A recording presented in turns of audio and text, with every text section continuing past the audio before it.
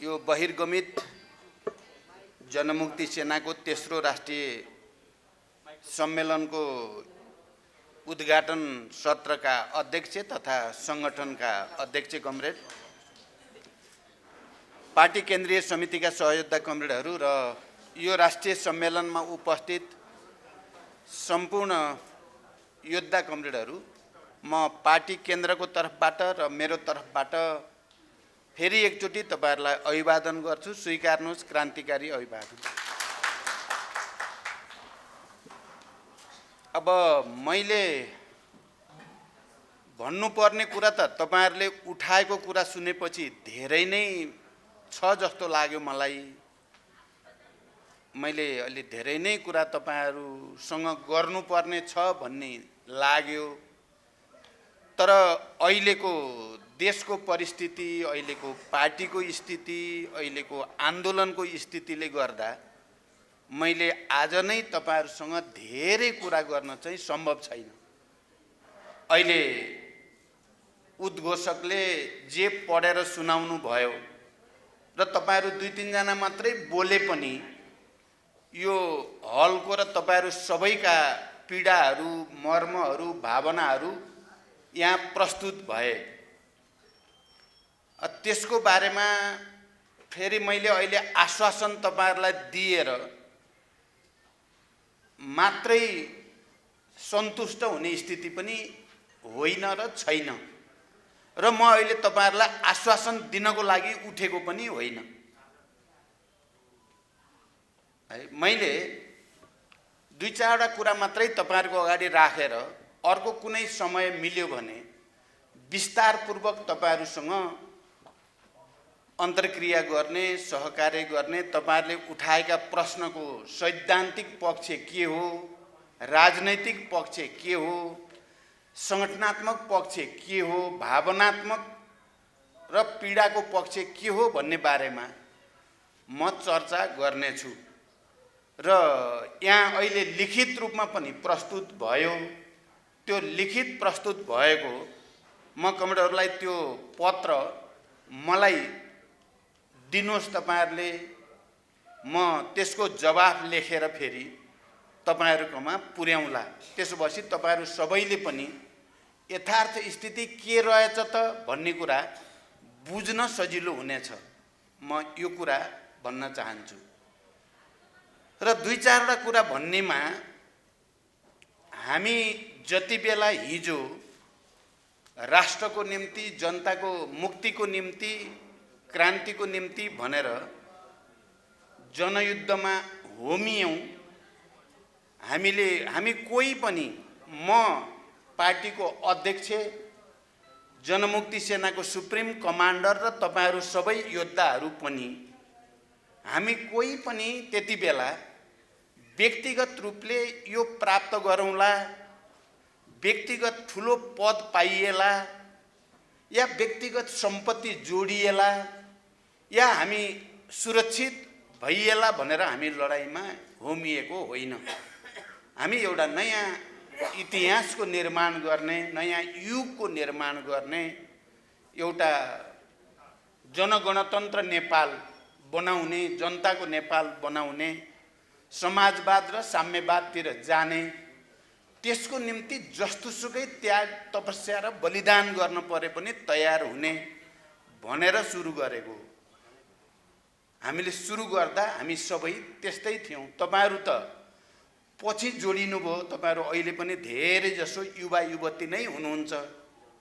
हामी जसले जनयुद्धको पहल सुरुमा गर्यौं, हामीलाई के लाग्थ्यो भने हामी सायद यो जनयुद्धको प्रक्रिया एउटा टुङ्गोमा पुग्नुभन्दा अगाडि नै मारिन्छौं होला भनेर केन्द्रीय समितिको बैठकमा हामीले जनयुद्ध सुरु गर्ने बेलामा फेरि भेट हुन्छ कि हुँदैन, फेरि भेट नहुन पनि सकिन्छ, हामी कति मारिन्छौं होला, कति अङ्गभङ्ग हुन्छौं होला, कति बेपत्ता पारिन्छौं होला भनेर हामीले फोटो खिचेका थियौं।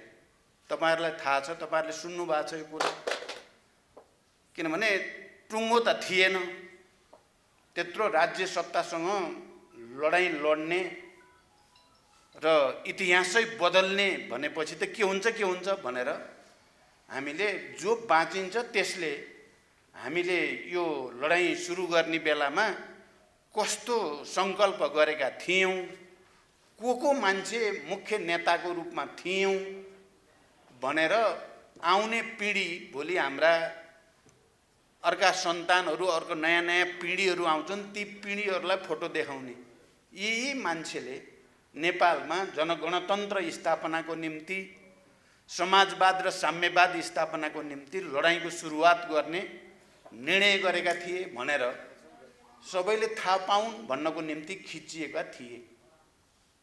म तपाईहरुलाई यो भनेर के भन्न चाहेको छु भने आज हामी मध्येबाट धेरै साथीहरू शहीद भए, हजारौं, धेरै साथीहरू घाइते भए, अपाङ्ग भए, धेरै साथीहरू बेपत्ता छन्, अहिले पनि तिनको काम आरिए या जिउँदै छन् या के छ भन्ने कुराको आधिकारिक र प्रमाणित रूपमा अहिलेसम्म टुङ्गो छैन। तपाई हामी चाहिँ फेरि बाँचेका छौं र यस्ता भेला सम्मेलन गर्दै दुःख पाइयो, पीडा भयो, क्षति भयो, खोइ के भयो, भएन, भयो भन्दै छौं हामी। तपाई हामी मर्नबाट बचेका, हिँडेको चाहिँ मर्न हिँडे हो, सबै मर्न परे मर्नी भनेर हिँडे हो। तर गर्दै जाँदा हामी चाहिँ संयोगवश मरेनौं। तपाईहरु, हामी अरु साथीहरू शहीद भए, हामी बाँच्यौं, त्यसकारण हामी यहाँ छौं। र अहिले तपाईहरु बहिर्गमित जनमुक्ति सेनाको तेस्रो राष्ट्रिय सम्मेलन भन्दै यहाँ सम्मेलनमा हुनुहुन्छ। म तपाईहरु कहाँ प्रमुख अतिथि भनेर म केही कुरा भन्न आएको छु। हामी शहीद हुन छुटेकाहरू, तपाईहरुले भुपी शेरचन भन्ने एउटा ठुलो चाहिँ प्रगतिशील कवि हुनुहुन्थ्यो, उहाँले लेखेको कविता सायद तपाईहरुले पढ्नुभयो होला। ए मरेर जाने शहीदहरू, तिमी त मरेर गयौ, शहीद भयौ, तर बाँचेर त हेर, बाँच्न त झन् गाह्रो छ। बाँच्नेलाई त शहीद हुनेलाई भन्दा पनि गाह्रो छ भनेका थिए भुपी शेरचनले। आज तपाईहरुको भनाइ सुन्दाखेरि तपाई हामी सबै शहीद हुन पाएको भए त शहीद भए भन्ने एउटा सम्मान समाजमा मानिसहरूले शहीद भए। अहिलेकाले मान्छेले नमाने नि भोलि पर्सिकाले मान्छन् क्या। मैले त्यो जनयुद्धको बेला नि भन्थे नि, हामीले चियानमा पुरिएका शहीदहरूलाई उधिनेर हामीले तिनलाई महान शहीद भन्यौं। चाहे त्यो लखन थापा, कसैले नै नाम लिँदैन थिए, अहिले लखन थापा चोकै भएको छ, थाहा पाउनुभयो होला। कामी बुढा 8-9 सालमा शहीद भएको, त्यो कसैले नाम लिँदैन थियो। हामीले चियानबाट खोतलेर ल्यायौं र ती शहीद हुन् जनताको निम्ति लडेका भने। अरु थुप्रै शहीदहरूलाई उदिन्दै झापा विद्रोहका शहीदहरूलाई पनि हामीले स्थापित गर्नुपर्छ भन्यौं। थुप्रै सशस्त्र र शान्तिपूर्ण आन्दोलनमा लडेकाहरूलाई हामीले शहीद भनेर स्थापित गर्यौं, अहिले स्थापित छन्। हाम्रा शहीदहरू पनि अहिले कतिपयले नाम लिन मन पराउँदैनन्, तर ती महान शहीदहरू हुन्। तिनलाई भोलि इतिहासले फेरि पनि महान शहीद भनेरै फेरि सम्मान गर्छ। यद्यपि म पहिलोचोटि प्रधानमन्त्री हुँदा तपाई हामी सबै लडेर भयो, म व्यक्तिगत प्रधानमन्त्री भएको पनि होइन। सायद तपाईहरुलाई सबैलाई थाहा नहुन पनि सक्छ। म प्रधानमन्त्री भएको पहिलो क्याबिनेटको पहिलो निर्णय नै जनमुक्ति आन्दोलनमा, युद्धमा शहीद हुनेहरूलाई शहीद घोषणा, राष्ट्रिय शहीद घोषणा गर्ने र उनीहरूलाई सम्मान गर्ने भन्ने क्याबिनेटमा मेरो पहिलो डिसिजन हो। तर त्यो डिसिजनलाई अहिले लुकाइएको छ, दबाइएको छ। मलाई तपाईहरुलाई भन्दा मलाई कम पीडा छ भन्ठान्नु भएको छ तपाईहरुले। प्रचण्ड त प्रधानमन्त्री भयो, खुब रमाइलोसँग बस्या होला भन्ठान्नु भएको छ भने त्यो सत्य होइन। तपाईहरु जस्तै म पनि पीडित छु। मैले त्यत्रो परिवर्तन ल्याएको, पहिलो क्याबिनेटबाट जनमुक्ति सेनालाई सम्मान गर्ने निर्णय गरेको, शहीदहरूलाई राष्ट्रिय शहीद घोषणा गर्ने निर्णय गरेको, मैले गरेको क्याबिनेटको त्यो माइनेट लुकाइया छ। प्रतिक्रियावादीहरूले षड्यन्त्रपूर्वक दबाइदिएका छन्। अनि मलाई आनन्द हुन्छ त, मैले त्यो बाध्यता परेर गरेको हो र। मैले त आफ्नो नेतृत्वमा भएको आन्दोलन परिवर्तनलाई संस्थागत गर्ने, त्यसका योद्धाहरूलाई सम्मानित गर्ने, त्यसमा वीरगति प्राप्त गरेकाहरूलाई सम्मानित गर्ने निर्णय न गरेको हो। तर त्यो दबाइएपछि र अनि चाहे बहिर्गमित भनेर बाहिर आएका जनमुक्ति सेनाका योद्धाहरू हुन्, चाहे स्वैच्छिक अवकाश लिएर केही पैसा लिएर बाहिर आएका जनमुक्ति सेनाका योद्धाहरू हुन्, या नेपाली सेनामा समायोजन भएका 1400-1500 जनमुक्ति सेनाका कमान्डर र योद्धाहरू हुन्, हामी सबै एउटै मोर्चाका हौँ। अरूले कोले के भन्छन् त्यो मुख्य कुरा होइन। मुख्य कुरा हामीले आफूलाई के ठान्छौँ त्यो चाहिँ मुख्य कुरा हो। हामीले आफूलाई बहिर्गमित कहिले पनि ठानेनौँ। हामीलाई अनेक गरेर बाध्य पारेका छन्, तर एउटा बिन्दुमा हामी सबै एकै ठाउँमा पुग्छौँ र एकै ठाउँमा हुन्छौँ। हामी एउटै मोर्चामा हुन्छौँ, एउटै उद्देश्यको निम्ति समर्पित हुन्छौँ भन्ने हाम्रो बुझाइ हो। चाहे ती बनिएका हुन्, चाहे स्वैच्छिक अवकाशमा निक्लिएका हुन्, चाहे सेनामा समायोजन भएर गएका साथीहरू हुन्, हामी सबै एउटै उद्देश्यको निम्ति समर्पित मान्छेहरूको मोर्चा हो। हिजो जनयुद्ध चल्दै गर्दा अहिले यहाँ तपाईहरुले लेख्नुभयो, मलाई बडो त्यसले छोएको पनि छ। हामी लड्दा लड्दै सबै मर्न पाएको भए पनि हुन्थ्यो कि त, या मैले शान्ति सम्झौता गरेर गल्ती गरेँ? तपाईहरुलाई के लाग्छ? राम्रोसँग सोच्नु होला। अहिले म धेरै भन्दिनँ। कसैलाई लाग्न सक्छ यतापट्टि आएर शान्ति सम्झौता गरेर, सेना समायोजन गरेर, हतियारको व्यवस्थापन गरेर नेतृत्वले गल्ती गर्यो, त्यसो गर्न हुने थिएन। बरु लडेको लडाई गरेर जे पर्छ पर्छ भनेको भए हुन्थ्यो भन्न पनि सकिन्छ। धिक्कार छ भनेर लेख्नुभयो उहाँले, अहिले सुनाउनु भयो कि हामी धिक्कारै गर्ने खालका मान्छे हौँ त तपाईँ? हामीले गरेको काम धिक्कार नलायकै हो त? मैले किन त्यस्तो तपाईहरुलाई त्यत्रो 10 वर्षसम्म युद्धमा लडेर म आफै भूमिगत बङ्कर, तपाईहरुले हेर्नुभयो होला नि, अहिले पनि युट्युबमा पनि थुप्रै आइरहेको हुन्छ नि, म बसेका बङ्करहरू, म लुकेका छिपेका बम्बार्डिङ भएका घरहरू त तपाईहरुले पनि हेर्नुभएको होला। मलाई तपाईहरुसँगै लडाईँ पुरै जितेर काठमाडौँमै आएर पुरै क्याप्चर गरेर हाम्रै नेतृत्वमा पुरैकै पुरै सत्ता बनाउन सबभन्दा बढी मन त मलाई थियो नि। सबभन्दा धेरै मन हुनुपर्ने त मेरो हो नि। अध्यक्ष हुनुको नाताले, सुप्रिम कमान्डर हुनुको नाताले मैले गर्नुपर्ने किन गरिन त? मैले धेरैचोटि तपाईहरुलाई कुनै न कुनै रूपमा भनेको छु। किनभने कम्युनिस्ट आन्दोलन, राजनैतिक आन्दोलन भनेको राष्ट्रिय मात्रै हुँदैन, यसको अन्तर्राष्ट्रिय आयाम पनि हुन्छ। विश्व परिस्थिति कस्तो छ भन्नेमा नि भर पर्छ। हामीले जनयुद्ध सुरु गर्दा कुरा भन्नुभयो, हाम्रो दक्षिण एसियामा, भारतमा, श्रीलङ्कामा ठुल्ठुला युद्ध थिए। श्रीलङ्कामा तमिलहरूको विद्रोह, सशस्त्र विद्रोह संसारमा नै ख्याति प्राप्त विद्रोहको रूपमा थियो। इन्डियामा पनि, आन्ध्रतिर, दक्षिण भारततिर या युपीतिर, उत्तर नेपालसँग जोडिएको भागमा नै ठुल्ठुला युद्ध अगाडि बढ्दै थिए। ल्याटिन अमेरिकामा पेरु, कोलम्बिया जस्ता देशहरूमा ठुल्ठुला सशस्त्र विद्रोह थिए। सबभन्दा अगाडि पेरु थियो, तपाईहरुलाई थाहा छ।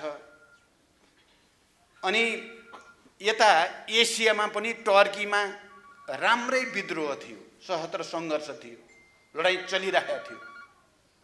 सबैतिर एउटा माहौल थियो परिवर्तनको, सङ्घर्षको। हामीले लड्दै गर्दा हाम्रै आँखा अगाडि तमिलहरूको त्यत्रो सशक्त विद्रोह नराम्रोसँग दबियो। त्यसको प्रमुख नेतादेखि हजारौँ हजार 1 लाखभन्दा बढी मान्छे मारिएर त्यो ध्वस्त पारियो। तपाईँ हाम्रै अगाडि, मेरै आँखा अगाडि पेरुमा 1 लाख मान्छे मरे लडाइँमा। 1 लाख मान्छे मरे, पछि गोन्जालो गिरफ्तार भए, अहिले पनि जेलमा छन्। र त्यो अहिले पेरुको साइनिङ पाथ भन्ने त्यत्रो विद्रोह भएको, त्यत्रो जनमुक्ति सेना बनेको अहिले नाम निशान केही पनि छैन।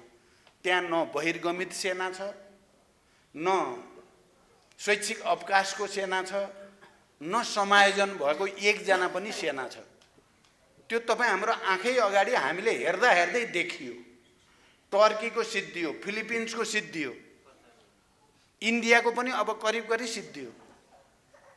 अनि हामी नेपालमा लडेको लडाइँ गर्दा मैले के देखेँ भने हामी अहिले भर्खरै जितिहाल्दैनौँ, तर जित्ने एउटा तरिका छ। मैले तपाईँ हामी सबैलाई जिततिर लैजाने, विजयतिर लैजाने, हामीले गरेको बलिदान खेर नजाने बाटो के हुन सक्छ त भन्नेतिर मैले अलि बढी सोचेँ। सबै अब हामी 17,000 नेपाली मरे भन्ने छ, सेना, पुलिस, हामी, जनसेना, जनता सबै गरेर। अब मैले के देख्ने भएँ भने लड्दै जाँदा 1 लाखसम्म मर्न सकिन्छ हामी। 1 लाखसम्म, जसरी पेरुमा 1 लाख मरे, मैले भने नि श्रीलङ्कामा 1 लाख मरे, टर्कीमा त्यसै गरी 40,000 भन्दा बढी मरे।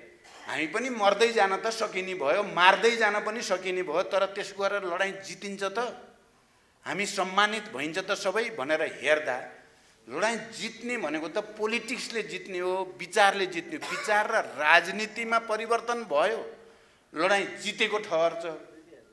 राजनीतिमा पराजित भयो भने लडाइँ हारिन्छ। त्यसकारण नेपालको राजनीतिमा जति बेला निरङ्कुशतावादी सामन्ती तानाशाहहरूले सम्पूर्ण सत्ता लिन खोजेको बेला मैले यही हो, हामीले जनयुद्धलाई सकारात्मक ढङ्गले शान्तिमा रूपान्तरण गर्ने र राजतन्त्रलाई गणतन्त्रमा रूपान्तरण गर्ने बेला यही हो भन्ठाने मैले। तपाईहरुले यो कुरा कतिको विचार गर्नु भएको छ? यो बेला गरिएन भने त्यसपछि फेरि समय आउँदैन र हामी चाहिँ हाम्रो नियत राम्रो भए पनि हाम्रो नियति चाहिँ पेरुकै हुन्छ, हाम्रो नियति श्रीलङ्काकै हुन्छ, हाम्रो नियति टर्की र फिलिपिन्सको जस्तै हुन्छ भन्ने देखेँ मैले। र यही मौका हो। तपाईहरुले हेर्नुभयो भने चुनमाङ बैठक भनेर जसलाई भनिन्छ, चुनमाङ बैठकको निर्णय, त्यसपछि मैले गरेको 3 महिने एकपक्षीय युद्धविरामको घोषणा, त्यही 3 महिनाको एकपक्षीय युद्धविरामको घोषणाले के गरिदियो त 7 राजनीतिक दल र तत्कालीन नेकपा माओवादीलाई एक ठाउँमा ल्याइदियो, सामन्तवादका विरुद्ध एक ठाउँमा ल्याइदियो र त्यो अगाडि बढ्दै गएर चाहिँ 12 बुँदे समझदारी 19 दिनको जनआन्दोलनमा रूपान्तरण भयो। जनयुद्ध र जनआन्दोलन सँगसँगै चलेर नेपाल गणतन्त्रमा पुग्यो।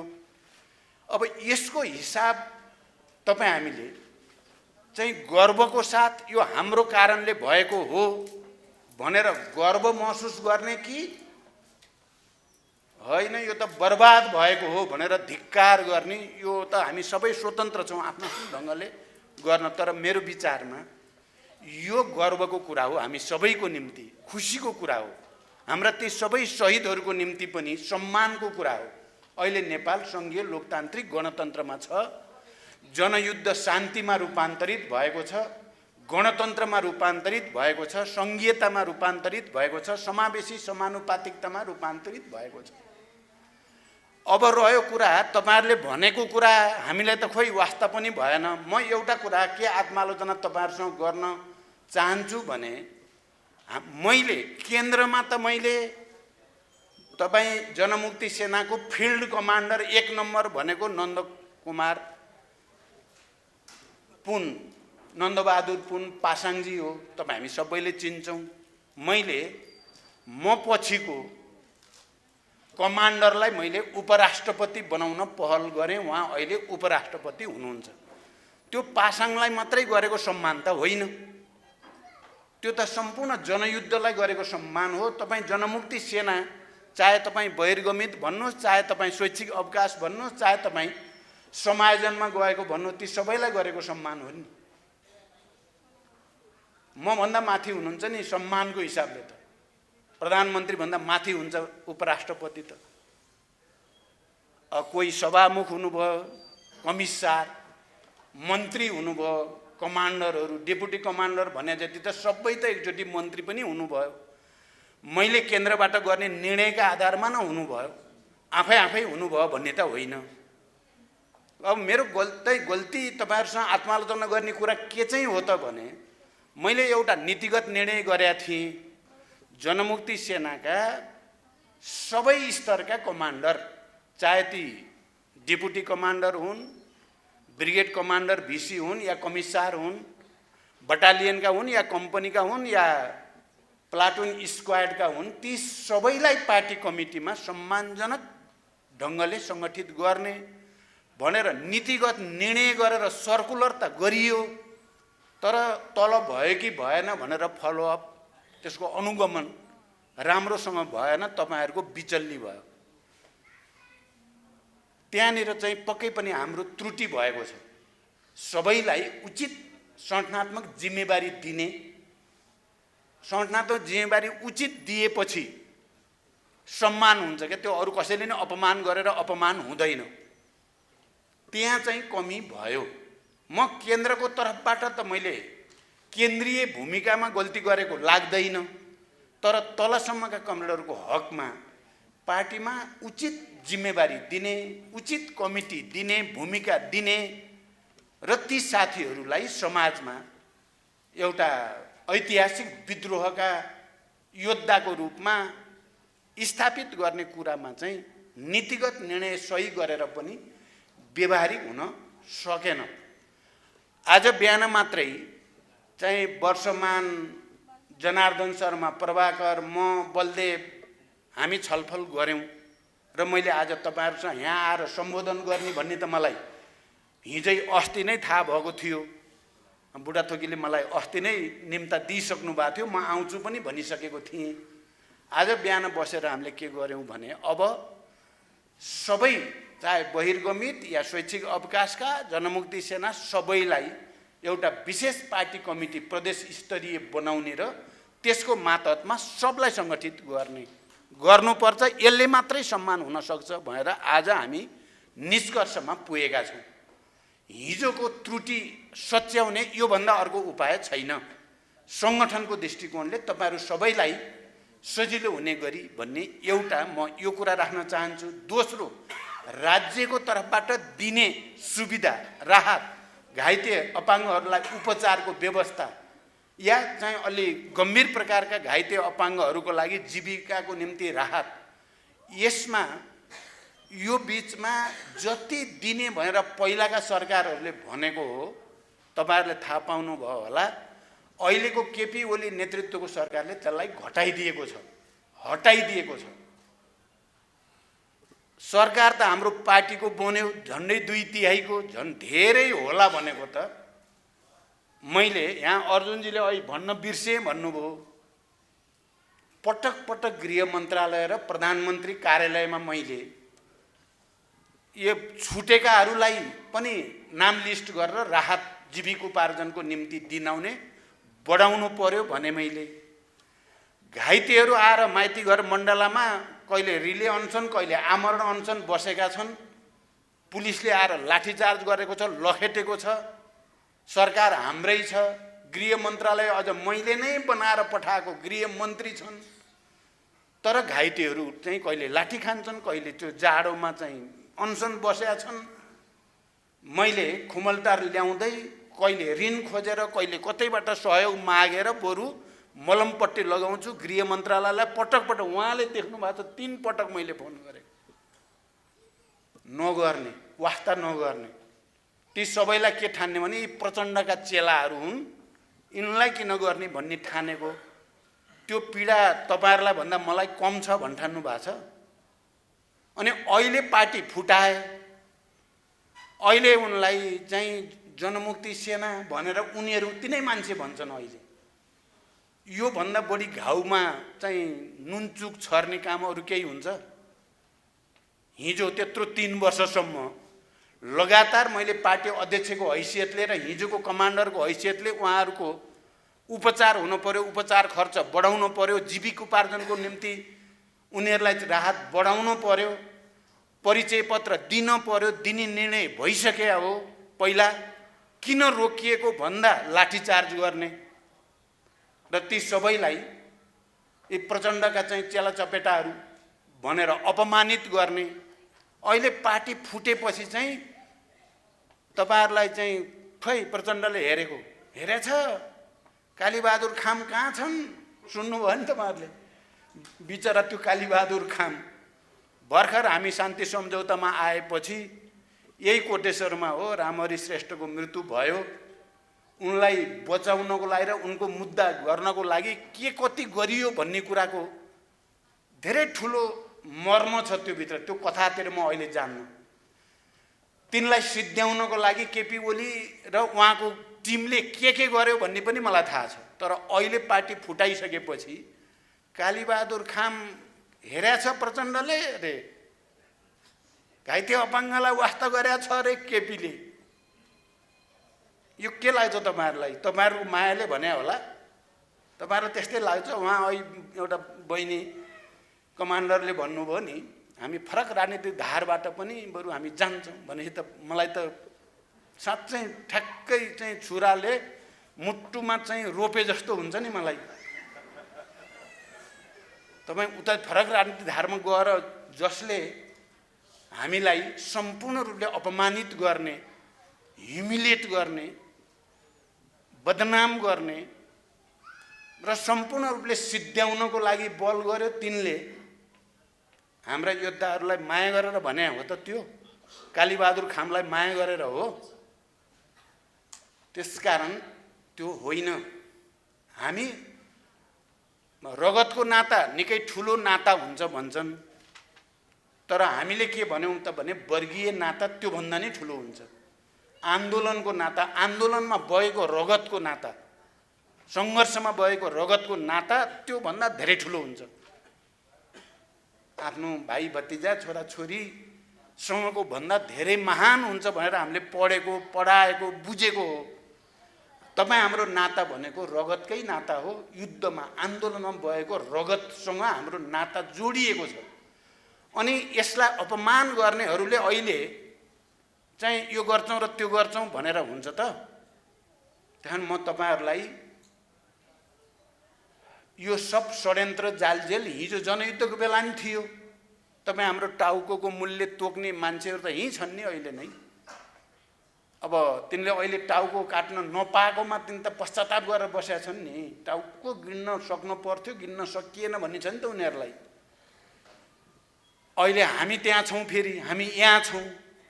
हामीलाई देख्दा तिनीहरुलाई कति छटपटी हुन्छ होला नि। झोलामा टाउको हालेर ल्याएपछि पैसा लिएर जाऊ 50 लाख रुपैयाँ भन्नेहरु अहिले पनि पैसा दिन्छौं भन्दै हिँडेछन्। कुरा बुझ्नुभयो? एउटा छ नि iron cut iron, diamond cut diamond भन्छन् क्या। फलामले फलाम काट्ने, हिराले हिरा काट्ने भन्या जस्तै।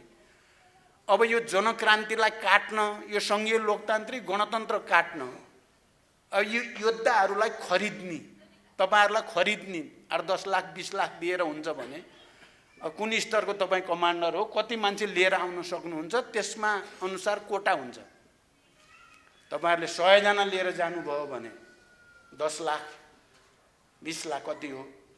तपाईले 200 लिएर जानुभयो भने 30-40 लाख। अझ धेरै लिएर जानुभयो, 4000 नै उठाएर लिएर जानुभयो भने 1 करोड 2 करोड यस्तो पो छ त अहिले त। तपाईहरुले ठान्नु भएको छ यो माया गरेर हामीलाई गर्दिन खोजेका भन्ने ठान्नुभयो भने त त्यो दुर्भाग्यपूर्ण हुन्छ। त्यस्तो होइन, त्यस्तो होइन। तपाई हामीलाई उनीहरुले भेडा बाख्रा यिनलाई खरिद बिक्री गरेर सिद्ध्याउने हो। किन खरिद्ने हो त?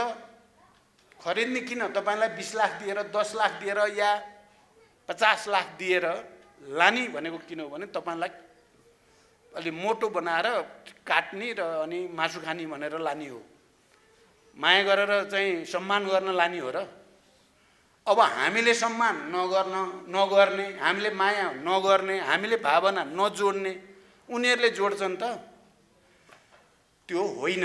हिजो पनि हामीलाई पैसाको मूल्य तोकेकै थिए, अहिले पनि तोकिरहेका छन्। म तपाईँहरूलाई किन धन्यवाद भन्न चाहन्छु, तपाईँहरू फेरि पनि मैले यति भने पनि तपाईँहरू अडिएर बसिराख्नु भएको छ कि अहिलेसम्म। तपाईँहरू किन अडियाला, कहिलेकाहीँ मलाई त्यो पनि फेरि अनौठो लाग्छ क्या, साथीहरू अडिरहेका छन् अझै पनि।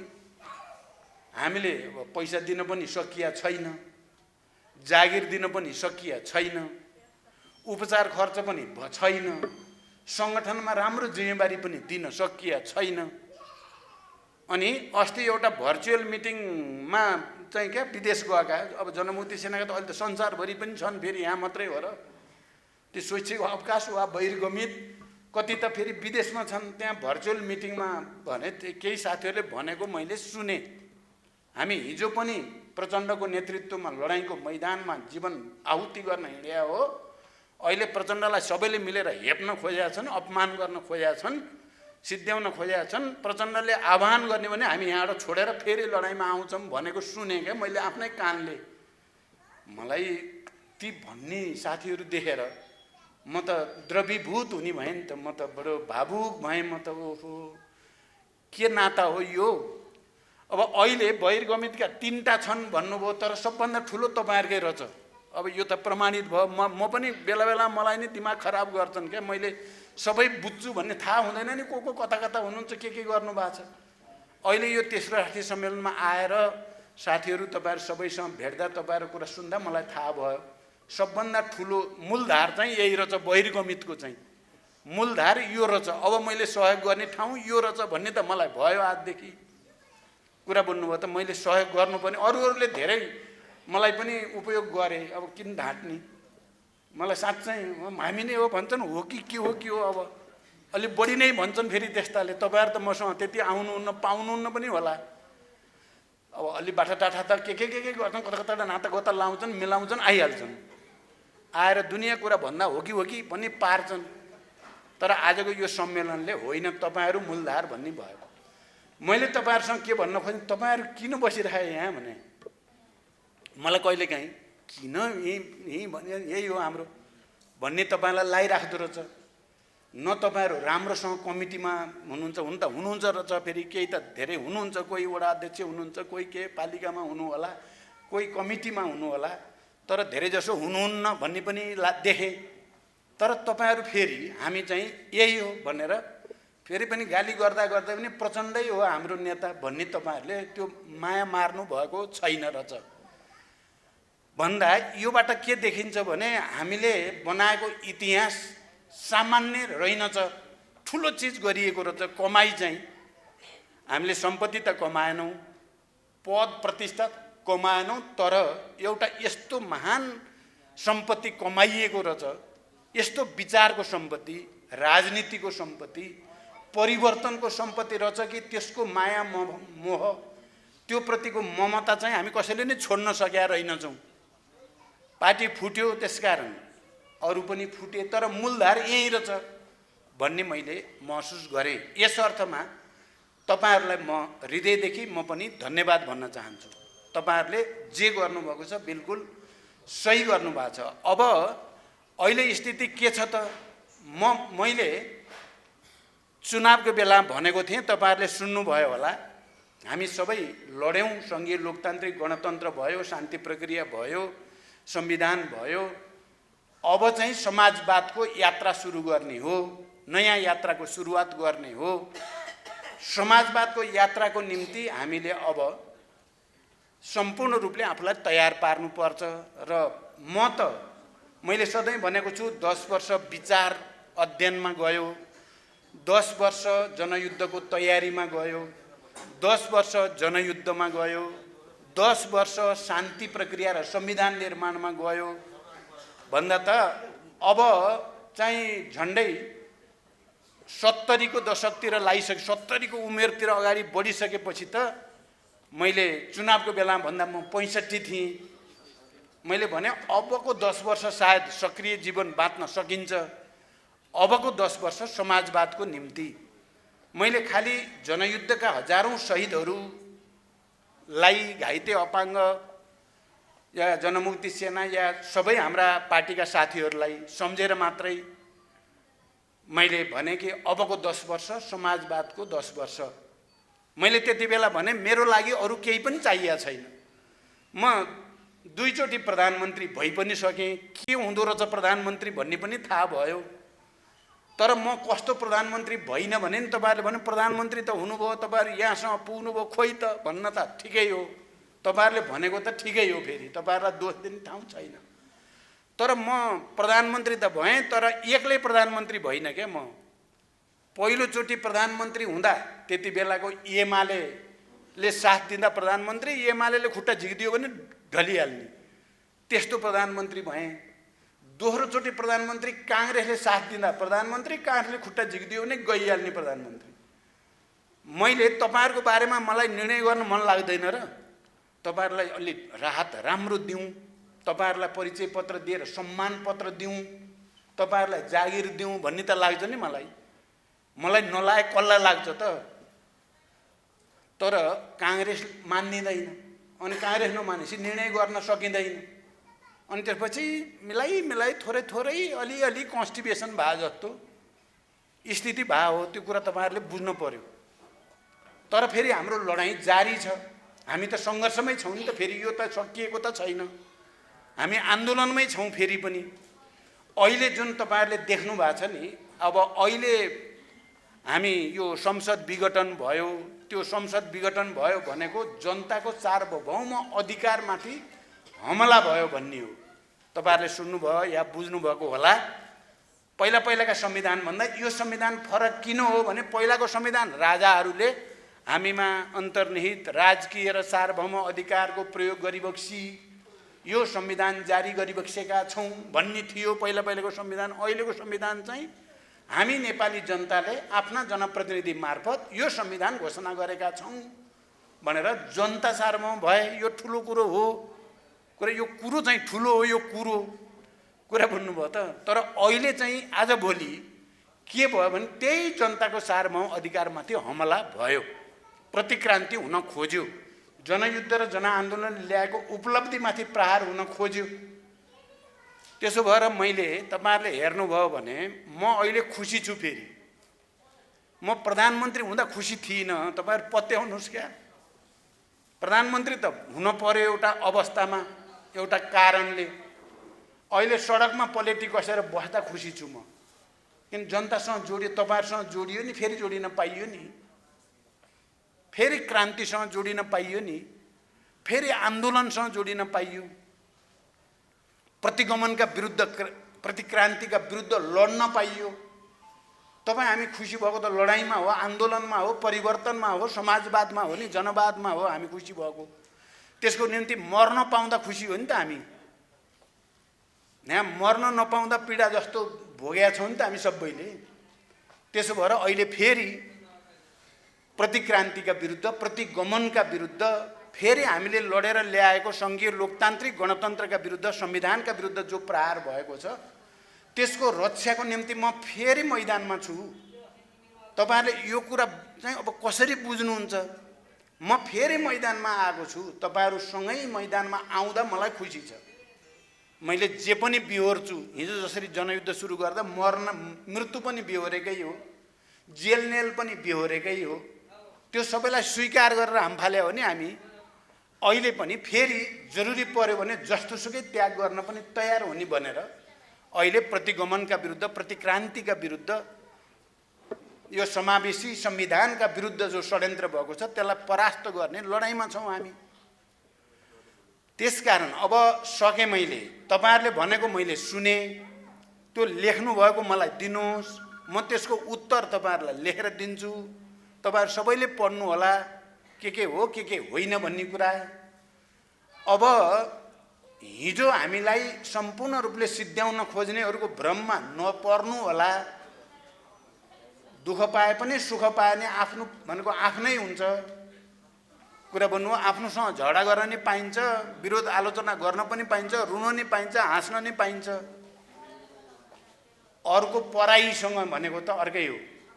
पराईसँगबाट होला भन्ठानियो भने त्यो चाहिँ निकै ठुलो भ्रम हुन्छ, त्यो चाहिँ नगर्नु होला।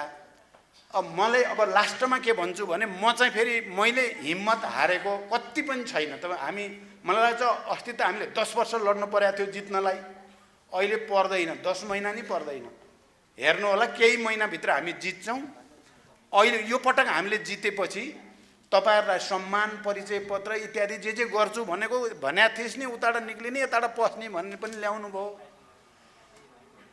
मैले त्यो रणनीति छोड्या छैन, तपाईहरु बुझ्नु होला। त्यो रणनीति छोड्यो भन्ने नबुझ्नु होला। त्यसैले हामीले जित्छौँ र हामीले जित्नै पर्छ। तपाईहरु अब अन्तिममा फेरि यो 3टा 4वटा भएका सकेसम्म एउटै भइदियोस्, बहिर्गमित जनमुक्ति सेनाको एउटै संगठनमा ल्याउने कोसिस होस्। सारै अवसरवादी जान्छन्, त्यो त फेरि 1-2 जना जाने कुरा त त्यसलाई अनौठो मान्न पर्दैन। अब जनमुक्ति सेनाको संगठन छ, त्यो पनि एउटै होस्, सकेसम्म त्यसलाई युनिफाइड गर्ने कोसिस गर्नु होला। हामी अहिले फेरि आन्दोलनमा छौँ। अब आन्दोलन तपाईँ हाम्रो लागि उत्सव हुने हो। हामी फेरि आन्दोलनमा सहभागी हौँ। तपाईहरुले थाहा पाउनु भएको छ भोलि युवाहरूको भेला भन्ने कुरा, 28 गते फेरि एउटा विशाल जनप्रदर्शन र जनसभाको कार्यक्रम छ। अहिले सरकारले जे मन लाग्यो त्यही गर्न थालेको छ। हामीलाई बरु हामी अनुशासनमा थियौँ, विधिमा थियौँ, पद्धतिमा थियौँ, फिलोसफीमा, दर्शनमा थियौँ, विचारमा थियौँ हिजो युद्धमा। तर हामीलाई केही मान्छेले जङ्गली भन्थे। कुरा भन्नु, हामी जङ्गली त थिएनौँ, हामी त जनताको काखमै थियौँ। तर अहिले यहाँ केपीको नेतृत्वमा जुन सरकार चलेको छ त्यो चाहिँ जङ्गली भयो। न संविधान मान्नु छ, न नियम कानुन मान्नु छ, न विधि पद्धति मान्नु छ। सब तोडेर अब अहिले संवैधानिक परिषदको बडो अवैधानिक तरिकाले बिहान शपथ ग्रहण गरे भने त्यो गर्नै नहुने काम त्यो गरे। हिजो बडो षड्यन्त्रमूलक ढङ्गले जतासुकै आएका अध्यक्ष भने जङ्गली राज सुरु भएको चाहिँ संकेत भएको छ, निरङ्कुशता सुरु भएको संकेत भएको छ। त्यसकारण हामीले आज बिहान मात्रै भोलि आम हडताल गर्ने देशभरि भनेर निर्णय पनि गरेका छौँ। यी आन्दोलन हामी छिटोभन्दा छिटो सफल पारेर हामी विजयी हुनु छ, हुन्छौँ पनि विजयी। विजयी भइसकेपछि मलाई लाग्छ तपाईहरुका भावनाहरू, तपाईहरुका आवश्यकताहरूलाई पुरा गर्ने समय आउँछ। हिम्मत नहार्नु होला, विश्वास नतोड्नु होला, भरोसा नतोड्नु होला, निष्ठा नछोड्नु होला। मानिस भएर जन्मिँदाखेरिको महानता भनेको त्यही हो। विचार र निष्ठामा अडिग रहन सकेर मर्न पाइयो भने त्यो महान कुरा हो। 2-4 पैसामा बिकियो भने त्योभन्दा रद्दी कुरा केही नै हुँदैन। म तपाईको हिजोको जनमुक्ति सेनाको कमान्डरको हैसियतले, अहिलेको पार्टीको अध्यक्षको हैसियतले तपाईहरुलाई फेरि पनि म कमान्ड गर्न चाहन्छु। तपाईँ यो आन्दोलनको मैदानमा कोही भन्दा पछि नपर्नुहोस्। त्यसैमा तपाईँ हाम्रो विजय, तपाईँ हाम्रो गर्व, तपाईँ हाम्रा चाहिँ डिमान्डहरू पुरा हुने काम हुनेछ। यति भन्दै तपाईहरुको यो सम्मेलनको सफलता होस् र सम्मेलनबाट पारित भएका सबै निर्णय मलाई दिनु होला। म त्यसलाई हेरेर गर्न सक्ने जति सबै गर्छु। यति भन्दै म बिदा हुन्छु। धन्यवाद। अभिवादन।